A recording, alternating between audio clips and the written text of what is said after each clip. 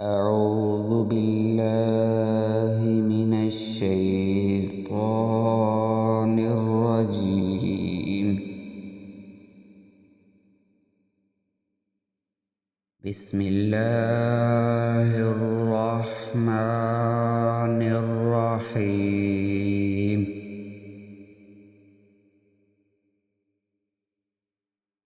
وإذا سمعوا ما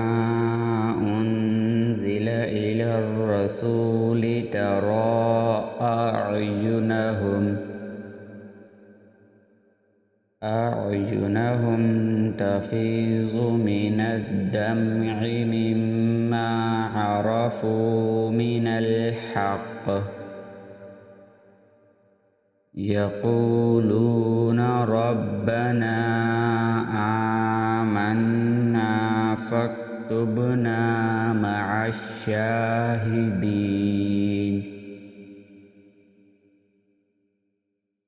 وما لنا لا نؤمن بالله وما جاءنا من الحق ونطمع أن يدخلنا ربنا مع القوم الصالحين.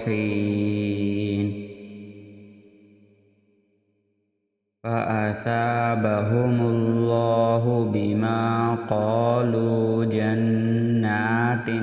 تجري من تحتها الأنهار خالدين فيها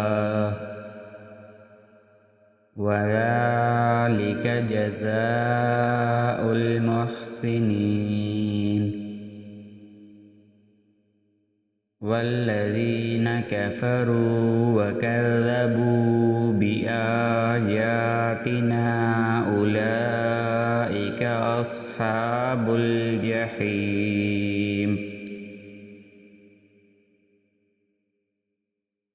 يا أيها الذين آمنوا لا تحرموا طيبات ما أحل الله لكم ولا تعتدوا إن الله لا يحب المعتدين.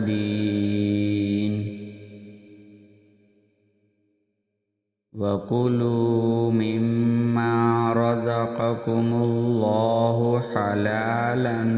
طيبا واتقوا الله الذي أنتم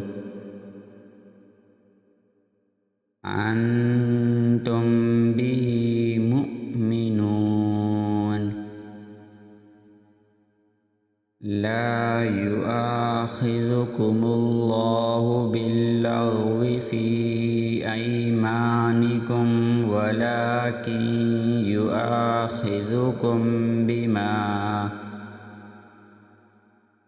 بما عقدتم الأيمان فكفارته إطعام 10 مساكين من أوسط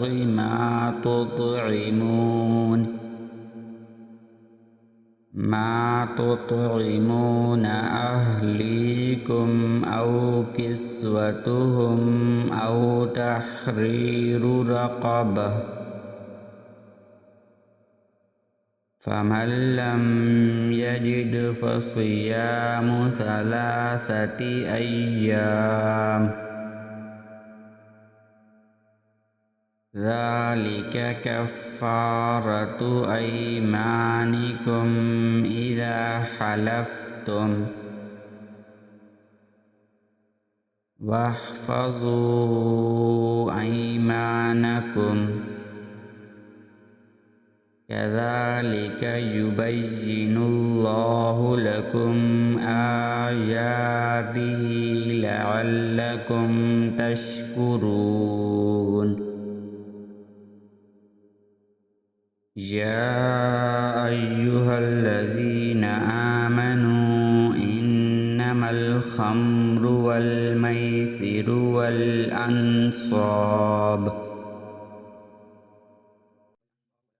والأنصاب والأزلام رجس من عمل الشيطان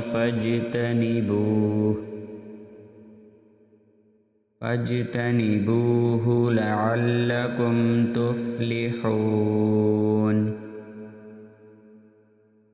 إنما يريد الشيطان أن يوقع بينكم العداوة والبغضاء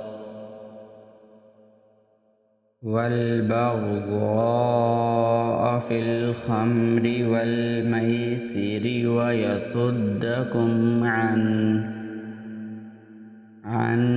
ذكر الله وعن الصلاة فهل أنتم منتهون وأطيعوا الله وأطيعوا الرسول واحذروا فإن توليتم فاعلموا أنما على رسولنا البلاغ المبين ليس على الذين آمنوا وعملوا الصالحات جناح فيما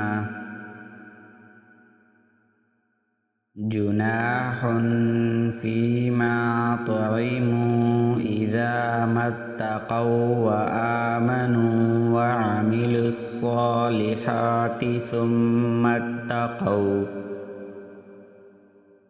ثم اتقوا وآمنوا ثم اتقوا وأحسنوا والله يحب المحسنين يا أيها الذين آمنوا ليبلونكم الله بشيء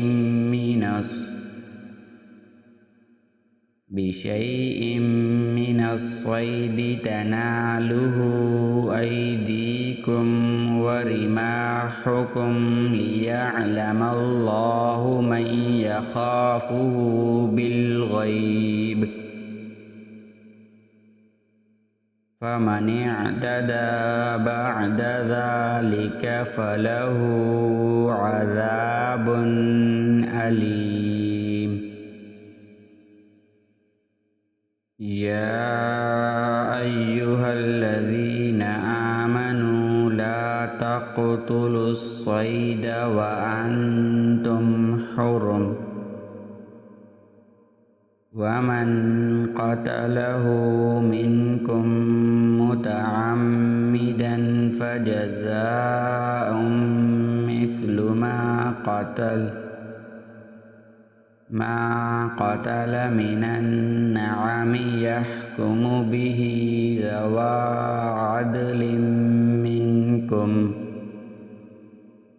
عدل منكم هديا بالغ الكعبة أو كفارة طعام مسكين أو عدل ذلك صياما ليذوق وبال أمره عفى الله عما سلف ومن عاد فينتقم الله منه والله عزيز ذو انتقام أحل لكم صيد البحر وطعامه متاعا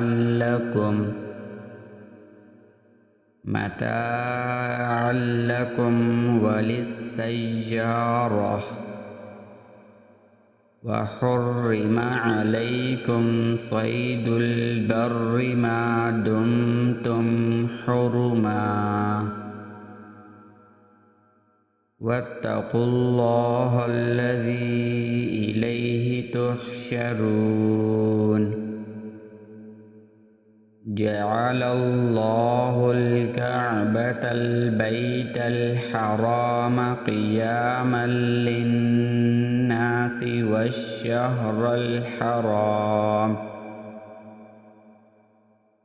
والشهر الحرام والهدي والقلائد ذلك لتعلموا أن الله يعلم ما في السماوات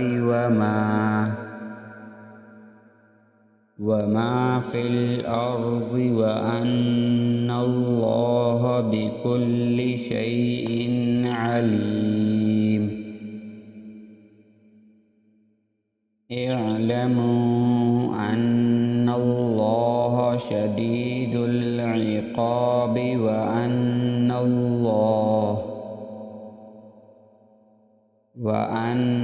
الله غفور رحيم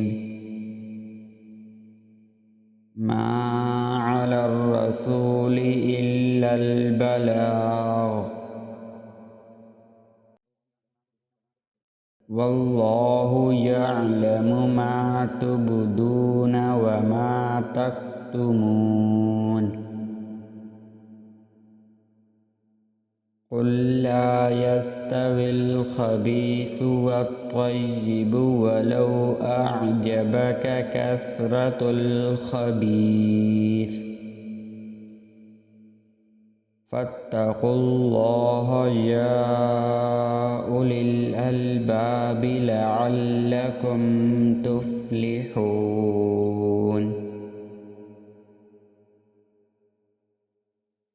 يا أيها الذين آمنوا لا تسألوا عن أشياء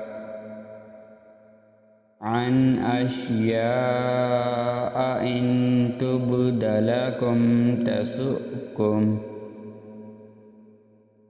وإن تسألوا عنها حين ينزل القرآن تبد لكم عفى الله عنها والله غفور حليم قد سألها قوم من قبلكم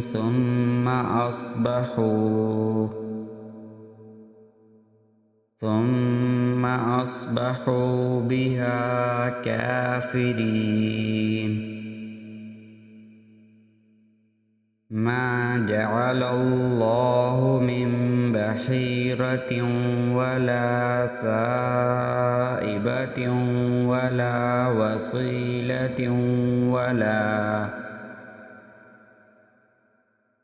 وصيلة ولا حام ولكن الذين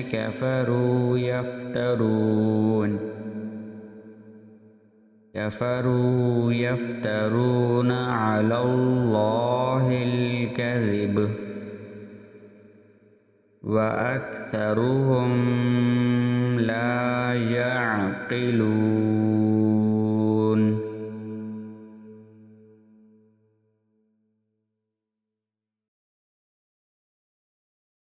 وإذا قيل لهم تعالوا إلى ما أنزل الله وإلى الرسول قالوا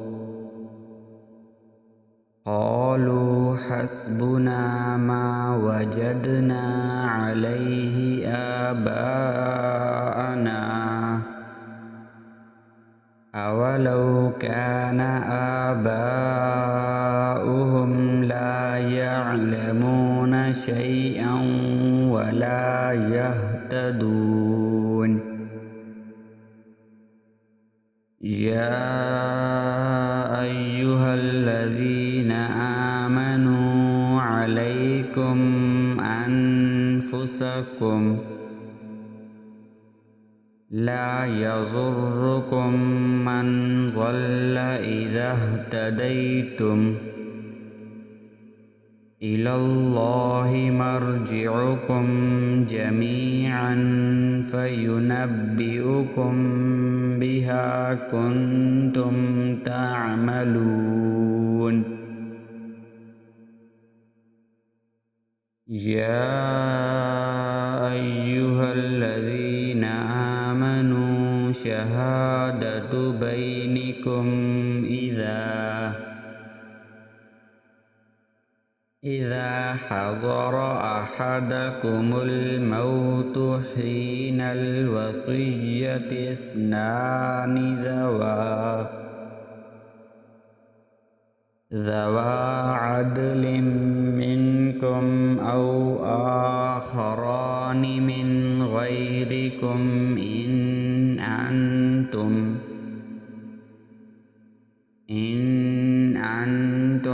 ضربتم في الأرض فأصابتكم مصيبة الموت تحبسونهما من بعد الصلاة فيقسمان بالله إن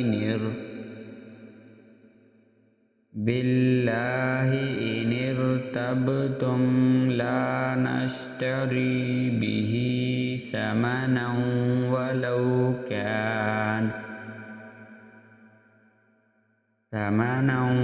ولو كان ذا قربى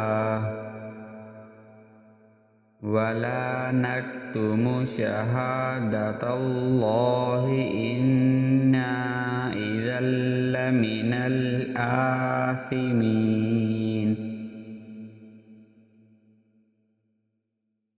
فإن عثر على أنهما استحقا إثما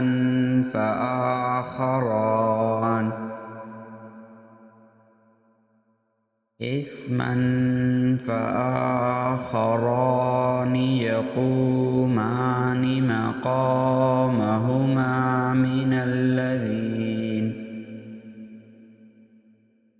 من الذين استحق عليهم الأوليان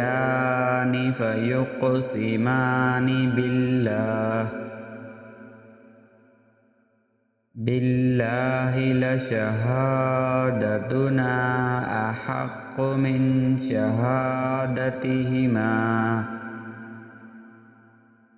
من شهادتهما وما اعتدينا إنا إذا لمن الظالمين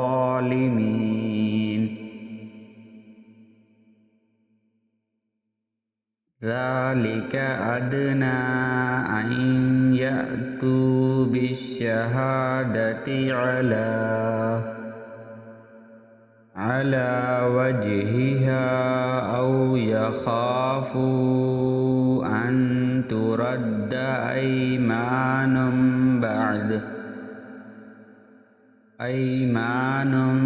بعد أيمانهم واتقوا الله واسمعوا والله لا يهدي القوم الفاسقين يوم يجمع الله الرسل فيقول ماذا أجبتم قالوا لا علم لنا إنك أنت علام الغيوب إذ قال الله يا عيسى ابن مريم مريم اذكر نعمتي عليك وعلى والدتك إذ أيدتك بروح القدس تكلم الناس في المهد وكهلا وإذ علمتك الكتاب والحكمة والتوراة والإنجيل وإذ تخلق من الطين كهيئة الطير بإذني فتنفخ فيها فتكون طيرا بإذني وتبرئ الأكمه والأبرص بإذني وإذ تخرج الموتى بإذني وإذ كففت بني إسرائيل عنك إذ جئتهم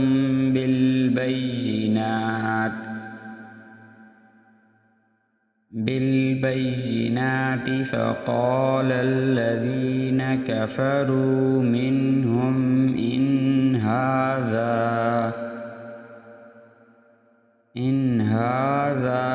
إلا سحر مبين وإذ أوحيت إلى الحواريين أن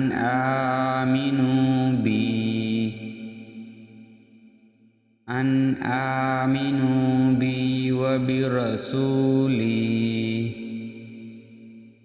قالوا آمنا واشهد بأننا مسلمون إذ قال الحواريون يا عيسى ابن مريم هل يستطيع ربك أن ينزل علينا مائدة من السماء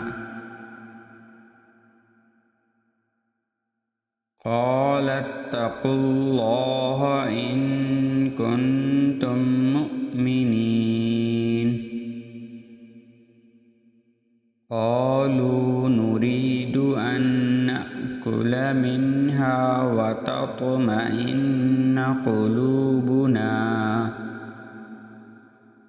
قلوبنا ونعلم أن قد صدقتنا ونكون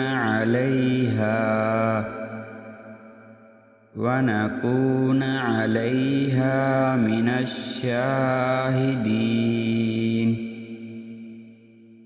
قال عيسى ابن مريم اللهم ربنا أنزل علينا مائدة من السماء تكون لنا عيدا لأولنا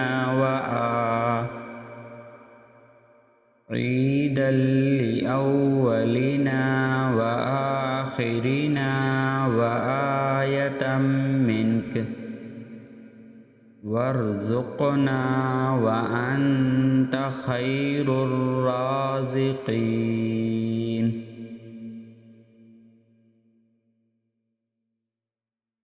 قال الله إني منزلها عليكم فمن يكفر بعد منكم فإني أعذبه عذابا لا أعذبه أحدا من العالمين